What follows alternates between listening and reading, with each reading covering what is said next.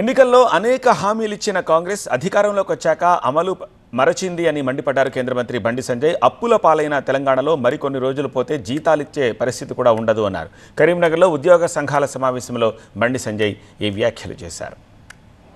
ఎన్నికల మేనిఫెస్టోలో మేము డిఎల్ ఇస్తాం, పిఆర్సీ అమలు చేస్తాం, ప్రమోషన్ ఇస్తాం, బకాయిలన్నీ చెల్లిస్తామని చెప్పి ఎన్నికల మేనిఫెస్టోలో కాంగ్రెస్ పార్టీ చెప్పింది. కాంగ్రెస్ పార్టీ ఎన్నికల ప్రచారంలో ప్రచారం చేసింది. బీఆర్ఎస్ పార్టీ మూర్ఖత్వం వల్ల, కేసీఆర్ యొక్క మూర్ఖత్వం వల్ల తెలంగాణ రాష్ట్రం 5 లక్షల కోట్లు 6 లక్షల కోట్లు అప్పుల పాలైంది. ఇది ఎవరు చెప్పారు? సాక్షాత్ ఇప్పుడున్న ముఖ్యమంత్రి గారు ఎన్నికల సందర్భంగా చెప్పారు.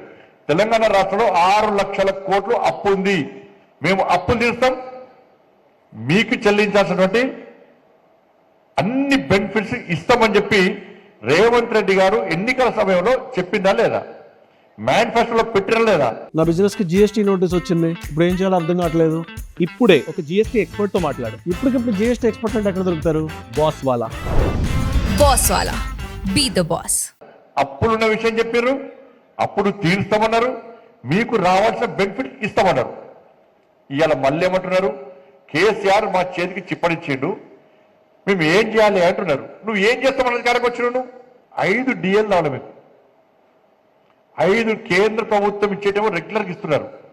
దాంతో సరిసమానంగా రాష్ట్ర ప్రభుత్వం ఊకే కేంద్రం ఏం చేస్తుంది? ఇప్పుడు మన కేంద్ర ప్రభుత్వం డిఎల్ ఇస్తున్నది, నువ్వు ఊకే కేంద్రం అని 24 గంటలు మోడీ గారు తిట్టుడు, శాపనార్థాలు పెట్టుడు తప్ప నువ్వు మరి కేంద్రం డిఎల్ ఇస్తున్నారు, మీరు ఎందుకు ఇస్తున్నారు డిఎల్?